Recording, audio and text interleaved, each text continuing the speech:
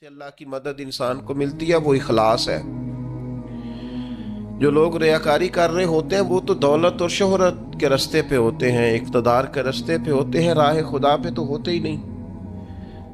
تو راہ خدا پہ جو لوگ ہوتے ہیں انہیں مدد نصیب ہوتی ہے۔ اس کے لیے اپنی نیتوں اور اپنے ارادوں کو ٹھیک رکھنا، اپنی نیتوں کا وضو رکھنا بڑا ضروری ہوتا ہے۔ جن لوگوں کے اندر اخلاص ہوتا ہے انہیں اللہ کی مدد ملتی ہے۔ جو ریاکار ہوتے ہیں، تصنع بناوٹ والے ہوتے ہیں، وہ تو صرف ماحول کے اندر اپنے حق میں رائے قائم کرنا چاہتے ہیں، ان کو مدد الہی کیسے ملے گی؟ چوتھی بات یہ ہے، نہ تم نے گھبرانا ہے، نہ غم زدہ ہونا ہے، غالب تم ہی آؤ گے۔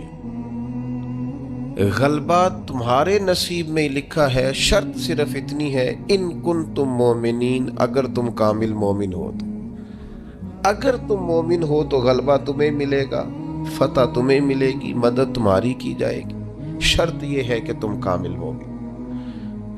اور دوسرا فرمایا وَالَّذِينَ جَاهَدُوا فِينَا لَنَهْدِيَنَّهُمْ سُبُلَنَا، جو لوگ ہمارے رستے میں جد و جہد کرتے ہیں ہم ضرور انہیں رستہ عطا فرما دیتے ہیں۔ ایک تو کامل ایمان انسان کے پاس ہو، دوسرا اس میں جد و جہد ہو، ہمت ہو، کام کرے، کوشش کرے، بڑی جلدی تھک نہ جائے، بڑی جلدی ہار نہ مان جائے، بڑی جلدی گھبرا نہ جائے، بڑی جلدی وہ فیصلے کرنے میں تیزی نہ دکھائے۔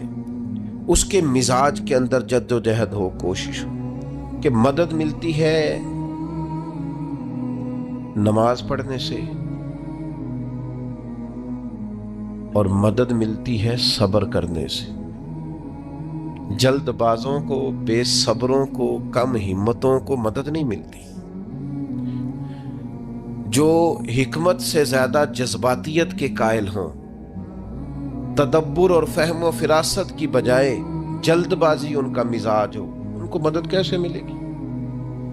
آپ میں ٹھہراؤ ہو، حوصلہ ہو، صبر ہو تو اللہ کی مدد آ جاتی۔ قرآن مجید نے فرمایا یا ایھا الذین آمنوا استعینوا بالصبر والصلاۃ، اے ایمان والو صبر اور نماز سے مدد مانگو، یہ تمہارے مددگار ہیں۔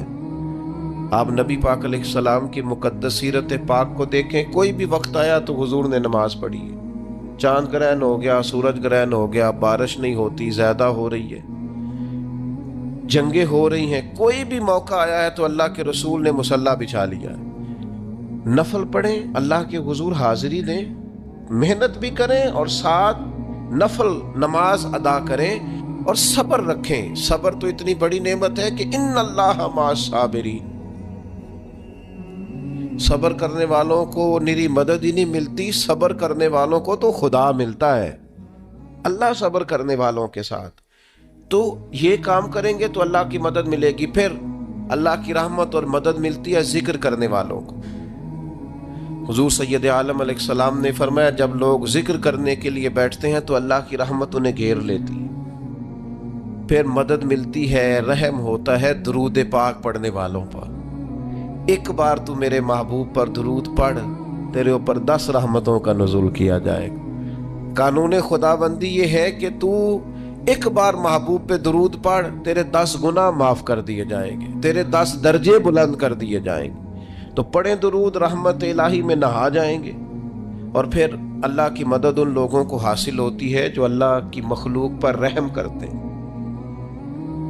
مخلوق خدا پر جتنا دل بندے کا نرم ہوتا جائے، رحم والا ہوتا جائے، اتنی اسے اللہ کی مدد ملتی جاتی ہے۔ نبی پاک علیہ السلام نے فرمایا تم اللہ کی مخلوق پہ رحم کرو، اللہ تمہارے اوپر رحم فرمائے گا۔ اللہ تم پر رحم کرے گا، تم مخلوق خدا پہ رحم کرو۔ تو یہ چند چیزیں ہیں جن کی وجہ سے انسان کو اللہ کی مدد ملتی ہے۔ ان کو اپنایا جائے، ان کے مطابق اپنی زندگی کو ڈھالا جائے، مدد الہی نصیب ہو جائے گی۔ ایک چھوٹا سا پہلو دوسرا بھی آپ کی خدمت میں عرض کرنا ہے۔ جس طرح کچھ چیزوں سے اللہ کی مدد اور رحمت حاصل ہوتی ہے نا، اسی طرح کچھ کام کرنے سے اللہ ناراض ہو جاتا ہے، اس سے مدد الہی دور چلی جاتی۔ سب سے پہلی چیز یہ ہے کہ جب لوگ اللہ کی یاد سے منہ موڑتے ہیں نا، تو اللہ فرماتا ہے ومن اعرض عن ذکری فإن لہ معیشۃ ضنکا، اگر تم میری یاد سے منہ موڑو گے تو میں تمہارے لیے زندگی تنگ کر دوں گا، تمہاری معیشت تنگ ہو جائے گی اگر تم نے میری یاد سے منہ پھیر لی۔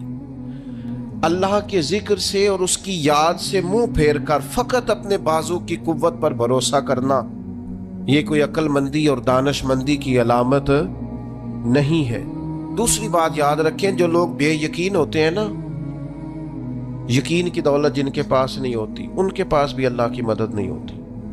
اللہ کی مدد تو یقین والے لوگوں کو ملتی، جن لوگوں کا یقین مضبوط ہوتا ہے نا ان کو مدد ملتی۔ اور پھر جو مستقل ڈیوٹی کرتے ہیں، مستقل تھوڑا سا کام کرنے کے بعد جو تھک جائے، تھوڑی سی کوشش کے بعد جو پریشان ہو جائے، ان لوگوں کو اللہ کی مدد نہیں ملا کرتی۔ اللہ کی مدد ان لوگوں کو ملتی ہے جو مستقل کوئی کام کرتے ہیں، جو کوئی ڈیوٹی کرتے ہیں، جو کوئی کام سر انجام دیتے ہیں۔ اسی طرح جو لوگ مستقل کام کرتے ہیں انہیں مدد ملتی ہے، جو مستقل مزاج نہیں ہوتے انہیں اللہ کی مدد نصیب نہیں ہوتی۔ ان الذین قالوا ربنا اللہ ثم استقاموا تتنزل علیہم الملائکہ، جن لوگوں نے کہا اللہ ہمارا رب ہے پھر وہ اس پر ڈٹ گئے، یہ وہ لوگ ہیں جن کی مدد کے لیے اللہ فرشتوں کا بھی نزول فرما دیتا، اللہ فرشتوں کا نزول کر دیتا ہے ان لوگوں کے۔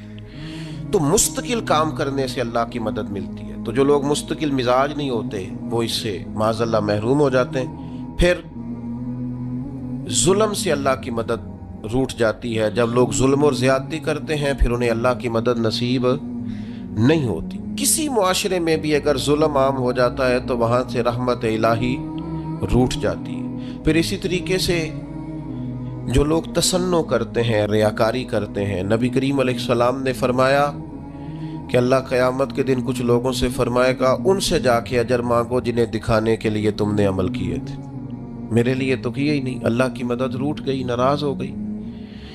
تو ایسے لوگوں سے بھی مدد الہی ناراض ہو جاتی ہے۔ پھر رزق حرام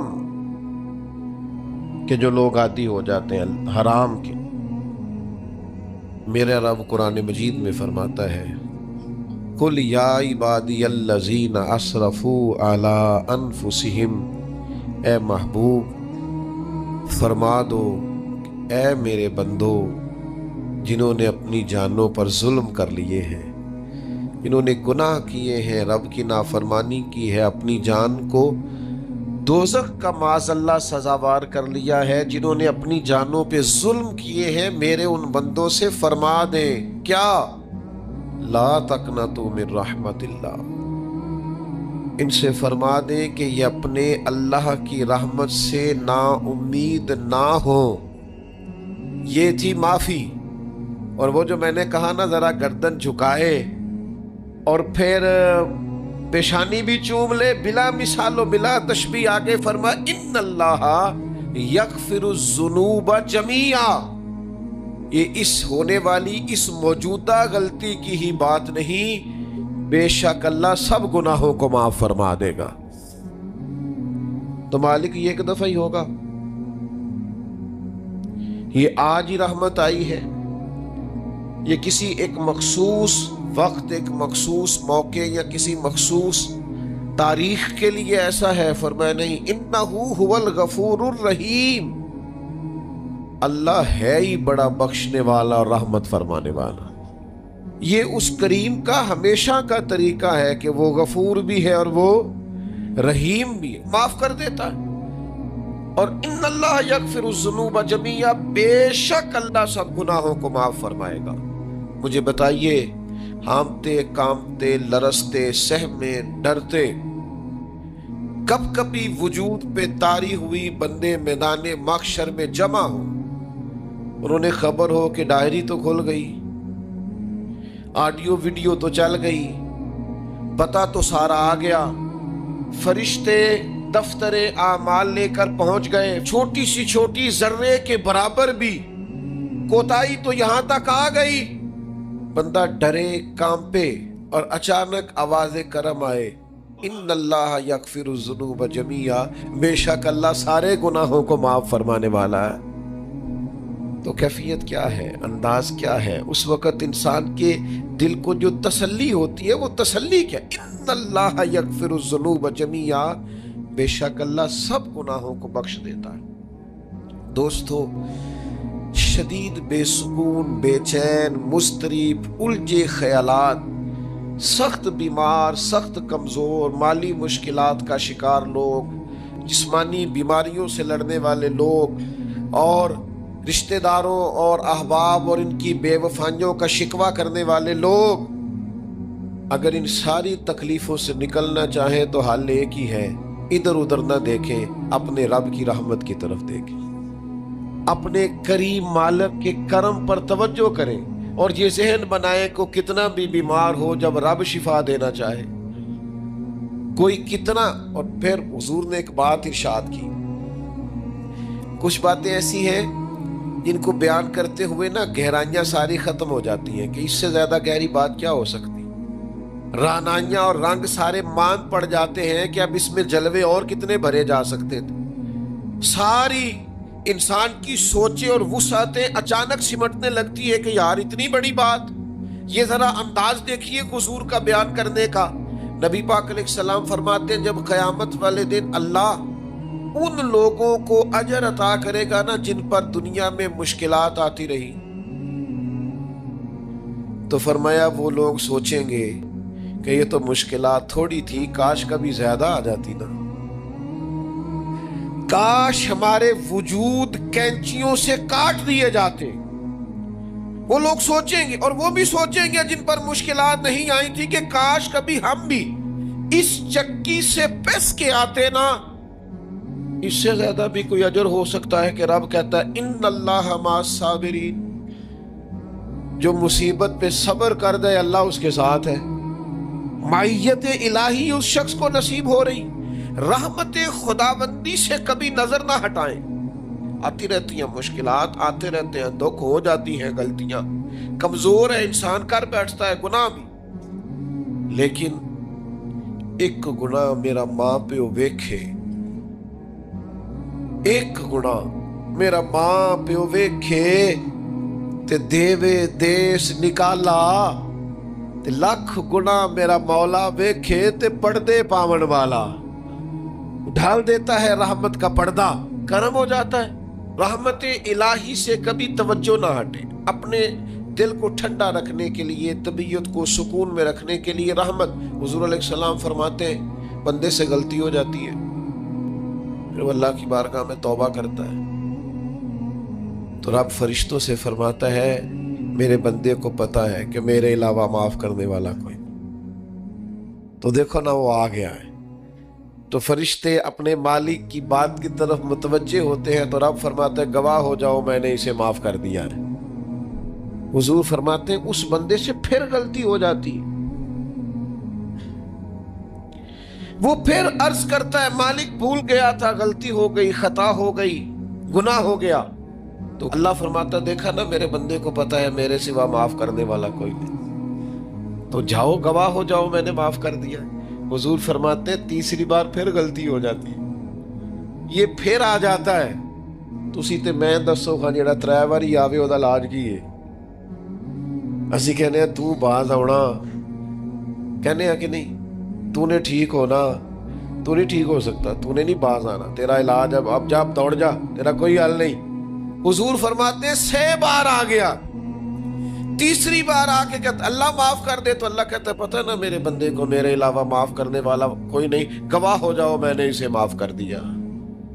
گویا وہ جب جب آتا رہتا ہے رب تب تب اسے معاف فرماتا رہتا ہے۔ رحمت داد دریا الہی، یہ درویشوں نے جو باتیں کی ہیں بڑی سوچ سمجھ کے کی۔ رحمت داد دریا الہی، ہر دم رحمت دا دریا الہی، ہر دم وگدا ہے۔ میں نے اگلا شعر نہیں پڑھنا، اتنا ہی میں ایک مصرے میں بات کرنی ہے صرف، رحمت دا دریا الہی، اگلا مصرع نہیں کہنا۔ اس کا معنی کیا ہے سمجھو، درویش کہتے ہیں ایسا نہیں ہوتا کہ کبھی کبھی رحمت ملتی ہے، ہر دم وگدا ہے تیرا، رحمت دا دریا الہی، ہر دم ہر دم دم دم ہر دم وگدا تیرا، بس جے وچوں ایک قطرہ بخشے نا مینوں وی تے کام بن جاندا ہی۔ دم دم ہر دم سے بندے کو اللہ کی رحمت ملتی ہے، ہر وقت کرم ہوتا ہے، ہر وقت۔ اس کے لیے تو نہ کسی جگہ کی پابندی ہے، نہ وقت کی پابندی ہے، نہ یہ ہے کہ وہ اس وقت میسر ہے اور معاذ اللہ اس وقت میسر نہیں، نہ اسے اونگ آتی ہے نہ نیند آتی ہے۔ صبح بھی کرم، شام بھی کرم، وہ ہر وقت رحم ہی رحم فرماتا ہے۔ اور حضور فرماتے ہیں جب اس نے مخلوق بنائی تھی نا، اسی وقت اس نے اپنے عرش پہ لکھ دیا تھا، لوگوں میرا غضب زیادہ نہیں، میری رحمت ہی زیادہ ہے۔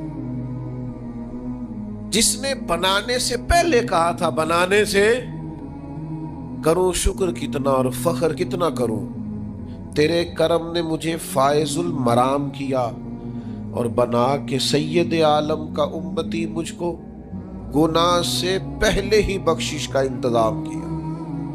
جب حضور کا امتی بنایا تھا نا تو گناہ تو بعد میں کرنے تھے نا، امتی بنا کے بخشش کا بندوبست پہلے کر دیا ہے۔ بخشش کا بندوبست میں زیادہ نہیں کھول سکتا اس بات کو، غلطی بعد میں ہونی ہے، بخشش کا بندوبست پہلے۔ اور حضور فرماتے رب نے مخلوق بنائی تو یہ لکھ دیا کہ لوگوں یاد رکھنا غضب زیادہ نہیں ہے، رحمت ہی تمہیں کرم ہی زیادہ ملے گا۔ اچھا حضور نا کئی طریقوں سے اس رحمت کو بیان کرتے ہیں، کئی زاویوں سے، کئی مختلف انداز سے اللہ کے کرم کو لوگوں کے سامنے اجاگر کرتے ہیں۔ حضور علیہ السلام کے سامنے نا ایک جنگ کا موقع تھا تو ایک عورت کا بچہ گم ہو گیا۔ یہ نا ساری گھنٹیاں بچ جاتی ہیں اگر کوئی بچہ گم ہو جائے، جتنی گھنٹیاں ہوتی ہیں نا، دل کی بھی، روح کی بھی، کانوں کی بھی، ساری گھنٹیاں ہی، مطلب آپ فوری طور پر جو لٹک جاتے ہیں نا زمین آسمان کے بیچ کے، بچہ بڑی دیر سے بیل ہی نہیں رہا، وہ جو ایک وقت ہوتا ہے نا وہ پل صراط پہ گزرتا ہے۔ یہ آسان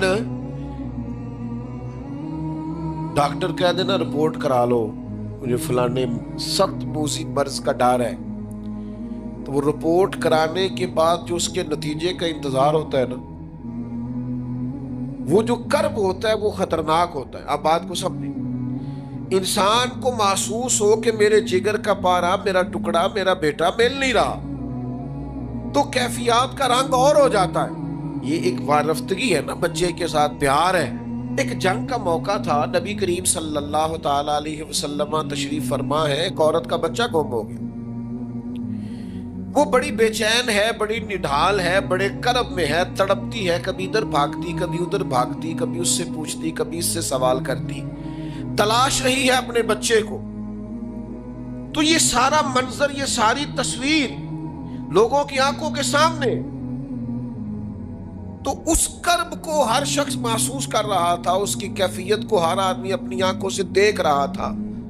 اللہ کے حبیب علیہ السلام نے اس وقت جب لوہا پورا گرم ہو گیا، ذہن پورے تیار ہو گئے، تو محبوب نے ایک مسئلہ سمجھایا۔ حضور فرمانے لگے بتاؤ نا، اگر اس خاتون کو اس کا بچہ مل جائے جو اتنی تڑپ رہی ہے، تو کیا اس بچے کو آگ میں ڈال دے گی؟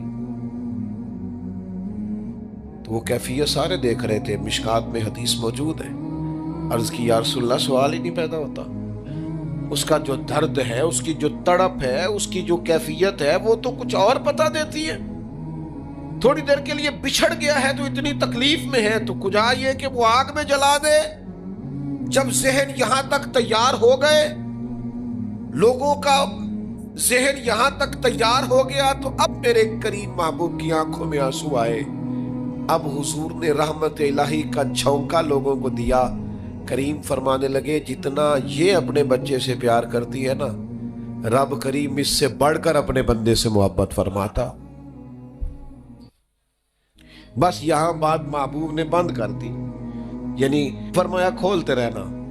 مانا کیا ہے کہ اگر یہ نہیں نہ دوزخ میں پھینکنا چاہتی اپنے بچے کو، تو رب بھی اپنے بندوں کو سزا نہیں دینا چاہتا۔ ساری زندگی کوئی رب کی عبادت کرے، ایک سجدہ بھی معاذ اللہ کسی بت کو کر دے، پچھلی ساری عبادتیں کارت چلی گئی، مشرک ہو جائے گا۔ ایک منٹ کی بھی ملاوٹ دین برداشت۔ سمجھوتا کیسے کر لیتے ہیں لوگ اصولوں پر؟ نہ کریں سمجھوتا۔ آپ ذرا کھڑے ہونا سیکھیں، آپ تھوڑا ڈٹنا سیکھیں، آپ تھوڑا اپنا مورال بلند کریں۔ آپ کا کوئی سٹیٹس ہونا چاہیے، کوئی معیار ہونا چاہیے۔ اپنے مقصد پر کبھی بھی کوئی سمجھوتا نہیں ہو سکتا، نہیں ہو سکتا۔ تو ایک تو اصولوں پر سمجھوتا نہیں، دوسرا دھمکیوں کی پرواہ نہیں۔ زندگی جو ہوتی ہے نا، اس نے بہرحال ختم ہونا ہوتا ہے۔ تو اگر کوئی شخص اپنے نیک، جائز اور دینی مقصد کے راستے میں دھمکیوں کی پرواہ کرنے لگ جائے، وہ خیال ہی نہ کرے کہ میں دین بیان کر رہا ہوں اور پھر 2-4 باتیں پوری ہوئی نہیں اور وہ ڈر جائے، تو وہ کمزور پڑ جائے گا۔ 1 2 4 5 منٹ کے اندر بلیک میل ہو جاتے ہیں لوگ، کوئی برداشت ہی نہیں کر پاتے، نتیجے اس کے ٹھیک نہیں نکلتے۔ یہ کام بھی کفار نے کیا۔ نبی پاک علیہ السلام نے اعلان نبوت کیا تو سلسلہ جب آگے چلا تو ایک ٹائم ایسا آیا کہ ساری برادری اکٹھی ہو کے جناب ابو طالب کے پاس آ گئے۔ یہی چچا تھے جو حضور کی ہر حوالے سے طرفداری بھی کرتے تھے، حمایت بھی کرتے تھے۔ وہ آئے، آ کے جناب ابو طالب سے کہا کہ یہاں تو آپ اپنے بھتیجے کو منع کریں، وہ ہمارے معبودوں کو برا بھلا کہہ کے ہمارے جذبات کو ٹھیس پہنچاتے ہیں معاذ اللہ، یہاں پھر آپ تیار ہو جائیں ہم سے جنگ کرنے کے لیے۔ اور شدید انداز میں بات کی۔ جناب ابو طالب نے ایک دفعہ تو ٹال دیا، وہ دوسری دفعہ پھر آ گئے، آپ سے کہا تھا پر آپ نے بات نہیں کی، آپ دیکھ لیجئے، یہاں آپ حمایت چھوڑ دیں، ہم جانے وہ جانے۔ اور شدید دھمکی دی انہوں نے۔